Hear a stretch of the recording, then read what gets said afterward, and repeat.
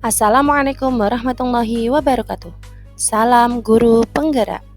Pada video kali ini, saya akan mempraktekkan coaching supervisi akademik dalam ruang kolaborasi modul 2.3 dengan saya, Ulin Niha, guru pendidikan agama Islam dari SD Negeri Banyu Biru 03 dan Ibu Ingga Gustania, guru SD Negeri Sambirjo 01.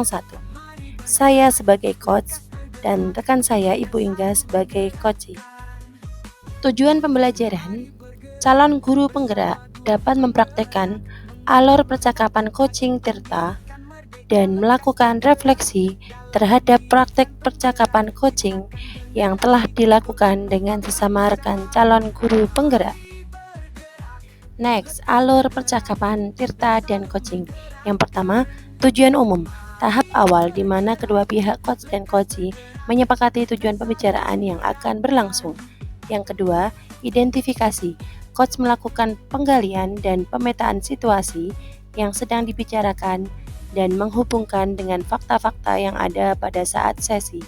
Yang ketiga, rencana aksi.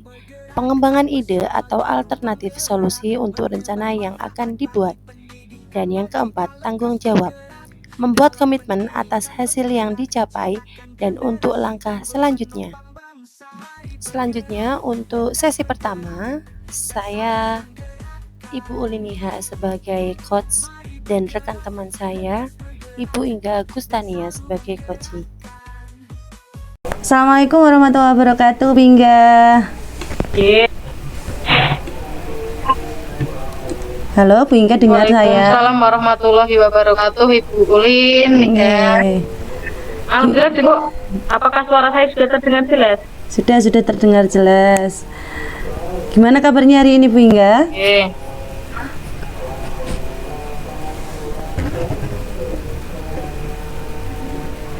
Alhamdulillah, masih semangat, Bu. Baik, sehat. Aman ya, di sana hujan enggak?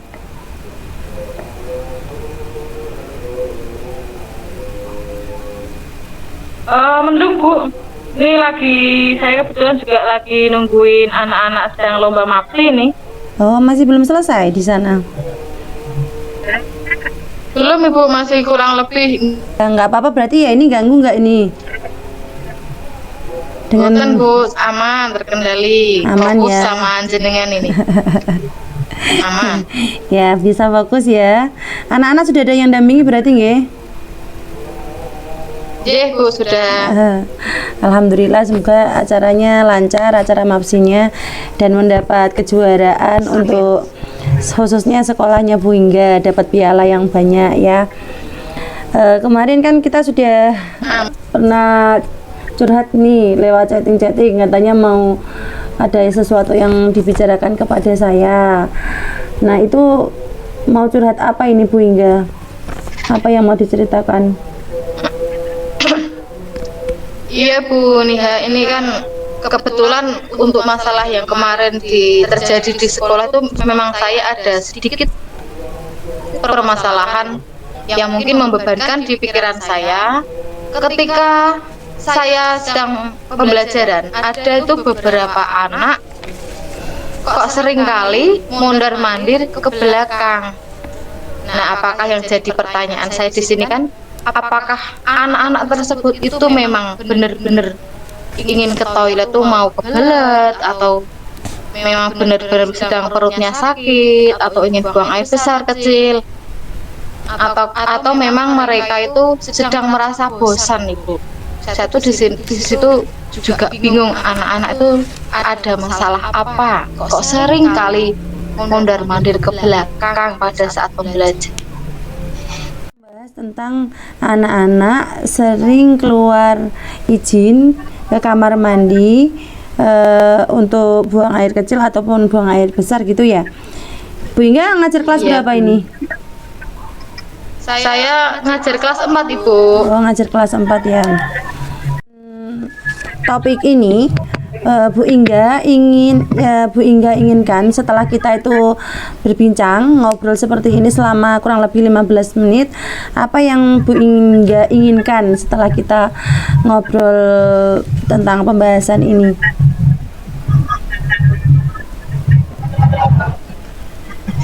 kalau harapan saya dari apa yang saya alami di sekolah kemarin itu nggih, saya mendapatkan misal dari solusi dari jenengan apa yang harus saya lakukan Bu agar anak-anak itu fokus pada saat pembelajaran seperti itu Bu.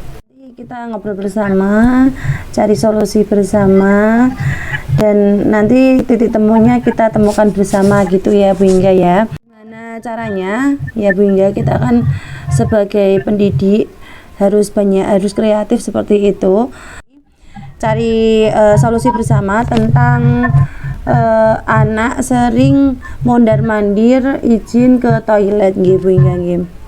Nah, yang saya tanyakan di sini Bu Hingga, ada rencana apa ya setelah Bu Hingga mengetahui anak-anak itu sering mondar-mandir ke kamar mandi, rencana apa untuk menyelesaikan masalah ini supaya terselesaikan?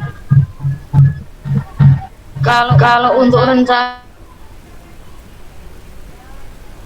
halo Bu Hingga, dengar? Suaranya Bu Hingga putus-putus.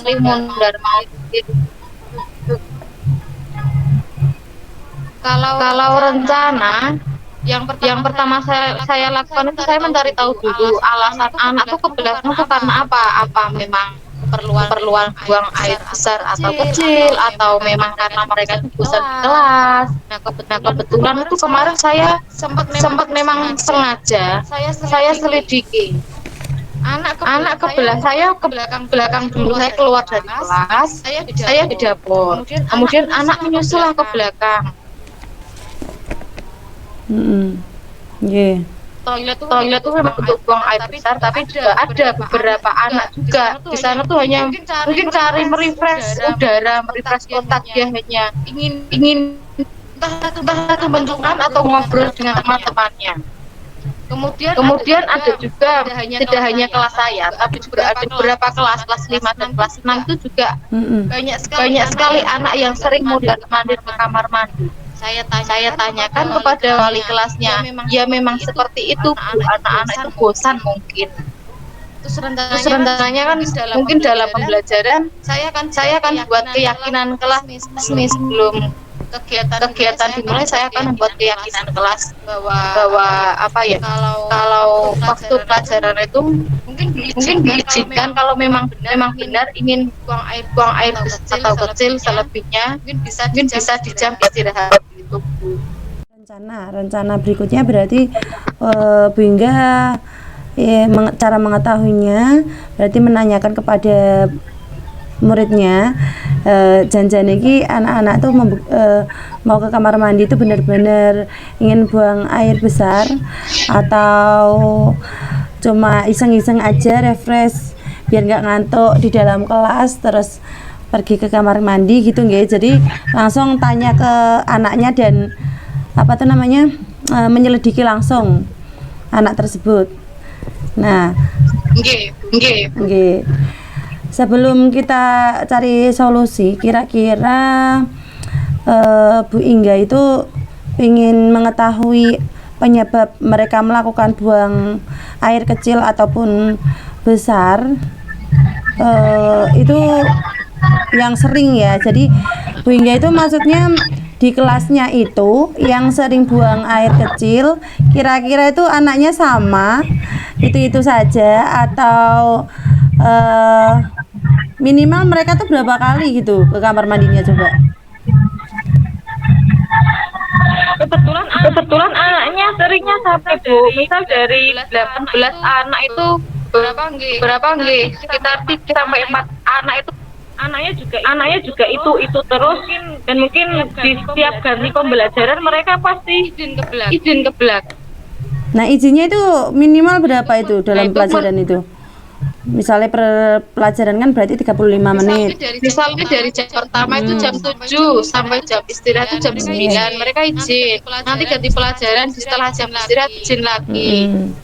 Nah, ya menurut Ibu Lia itu apa yang nantinya akan saya lakukan itu gimana? Nanti kan solusinya kita temukan bersama-sama. Nanti kan Bu Hingga dengan kita ngobrol seperti ini, nanti Bu Hingga akan menemukan solusinya seperti itu. Pelajaran itu kan ada beberapa siswa yang sering keluar kamar mandi.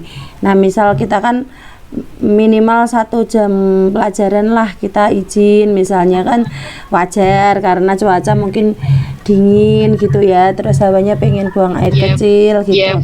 Cuma kalau anaknya kan misalnya tuh si A gitu, si A itu sering terus minimal dia itu setiap pelajaran tuh 5 kali misalnya, itu kan berarti lain daripada yang lain yang lain tidak seperti itu, tapi kok khusus si A itu kok luar biasa sekali, ke kamar mandinya sampai lebih dari 5 kali misalnya, seperti itu. Atau seperti apa itu Bu Hingga? Kalau anak-anak ya kan ini dari 4 anak dan kebanyakan memang cowok. Nah setiap ganti pelajaran tuh mereka, Bu izin ke toilet, Bu izin ke toilet. Kadang memang saya tuh ikuti di belakangnya. Ya memang ada. Misal dari 4 anak tadi 2 anak memang benar-benar mau buang air kecil, tapi ada 2 anak cuma mengikuti temannya. Berarti ada beberapa yang memang benar-benar itu dia memang benar-benar ke kamar mandi karena pengen buang air kecil dan buang air besar. Ada yang itu ya, beberapa ada yang cuma iseng-iseng pengen biar nggak ngantuk gitu dalam pelajaran, pengen merefresh pikirannya mereka gitu ya. Yang sadarnya dalam hal keyakinan kelas berarti ya itu ya.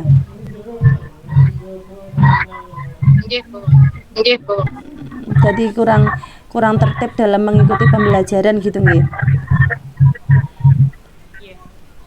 Mungkin ada rencana apa lagi atau solusi apa lagi yang Bu Hingga ingin capai, istilahnya supaya anak-anak itu bisa fokus dalam pembelajaran, tidak sering ke kamar mandi? Mungkin ada trik-trik. Kalau untuk rencana saya tadi, yang pertama saya mungkin membuat keyakinan kelas dulu Ibu sebelum pembelajaran. Terus sebelum awal pembelajaran pun anak saya izinkan, silahkan yang mau lihat dipersilakan untuk sekarang, dan nanti pada saat pembelajaran harapan saya kan anak-anak tidak izin lagi ke toilet. Terus mungkin di sisi lain saya juga minta bantuan rekan-rekan juga mengalami hal sama juga Ibu. Mungkin sudah pernah itu konsultasi atau sama kepala sekolahnya? Belum Ibu. Oh, belum ya.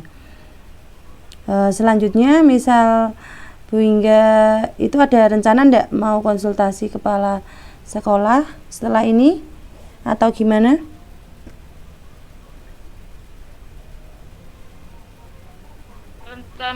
Rencana saya mungkin untuk kolaborasi dengan teman-teman dulu Ibu yang mengalami hal yang sama. Mencari tahu dulu alasan anak-anak itu apa. Atau mungkin bisa saya lakukan juga segitiga restitusi kemarin yang pernah kita pelajarin.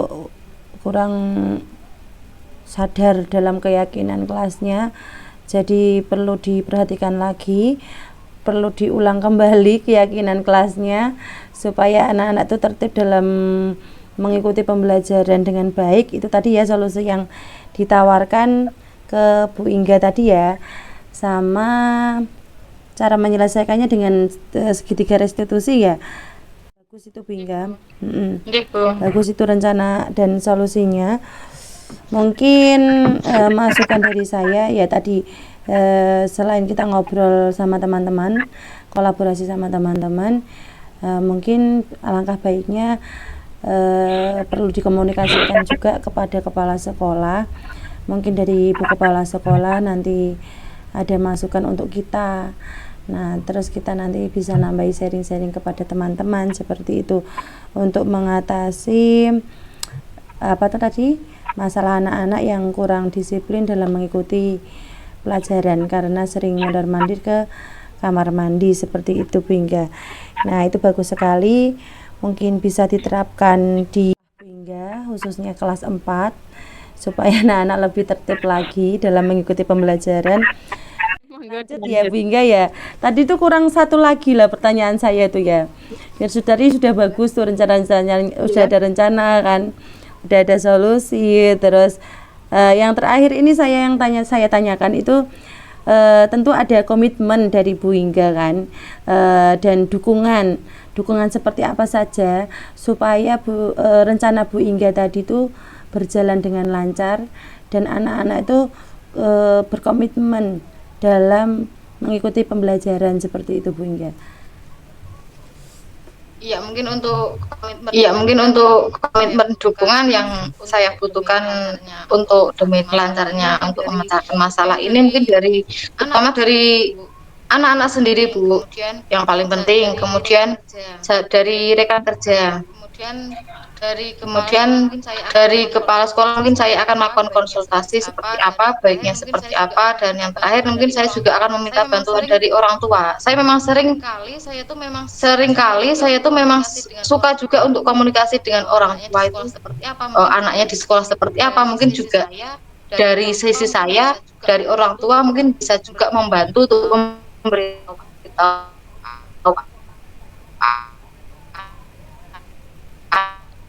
Putus lagi Bu Hingga. suaranya bagaimana Udah terdengar, cuma tadi putus-putus. Jadi kan komitmennya tadi ya konsultasi sama kepala sekolah, terus membicarakan dengan wali murid juga, membuat tadi keyakinan kelas tadi ya. Bu. Segitiga restitusi juga ya tadi ya. Dan idenya Bu Hingga sangat bagus sekali, dan tadi sudah dipaparkan oleh Bu Hingga penyebabnya anak tuh di kelas sering mondar-mandir ke kamar mandi itu apa gitu kan, terus masalahnya apa, solusinya apa, semuanya sudah diutarakan oleh Bu Hingga, dan komitmennya yang terakhir sudah diutarakan. Gimana ini perasaan Bu Hingga setelah kita ngobrol bareng, sharing seperti ini?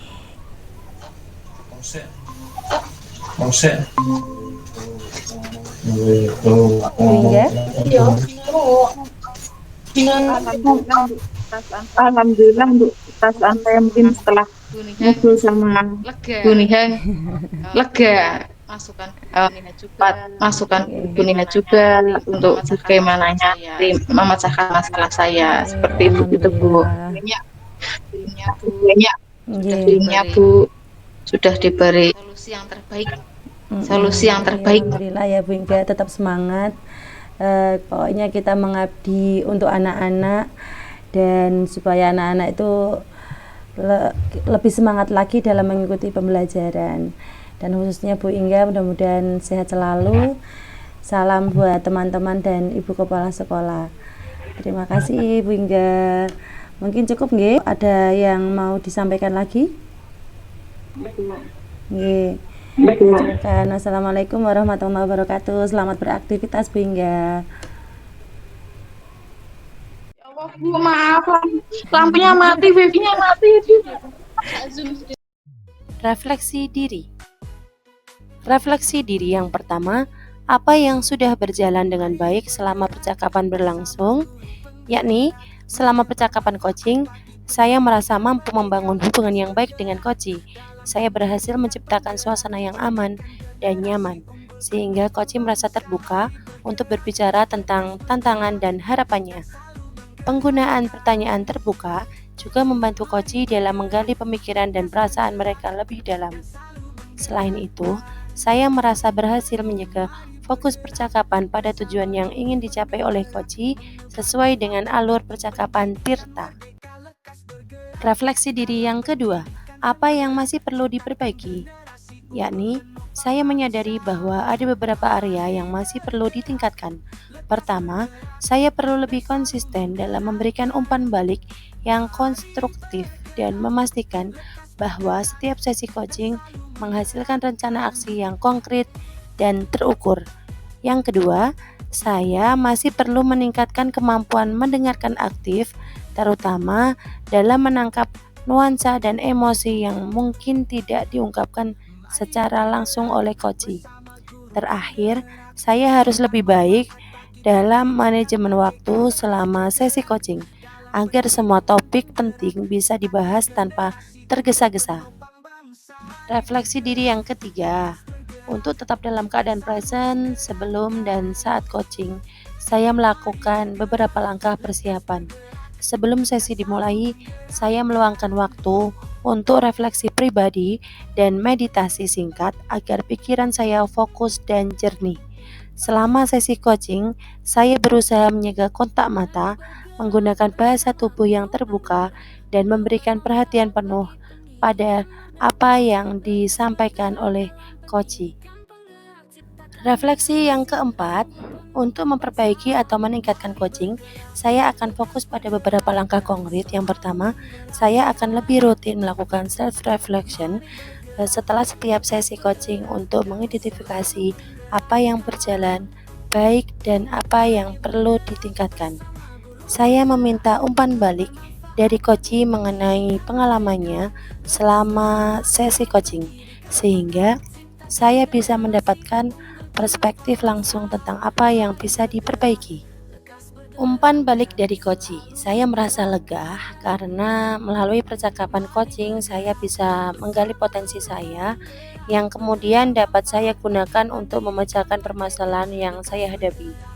Selain itu, saya merasa senang karena mendapatkan pencerahan tentang pentingnya membuat rencana meningkatkan kebersihan kelas dan lingkungan sekolah. Langkah-langkah apa saja yang perlu saya lakukan dan bagaimana saya berkomitmen terhadap keputusan yang saya ambil. Sekian, terima kasih. Demikian, semoga video ini dapat menginspirasi. Akhir kata, semoga tergerak, lekas bergerak, dan mari menggerakkan. Wassalamualaikum warahmatullahi wabarakatuh.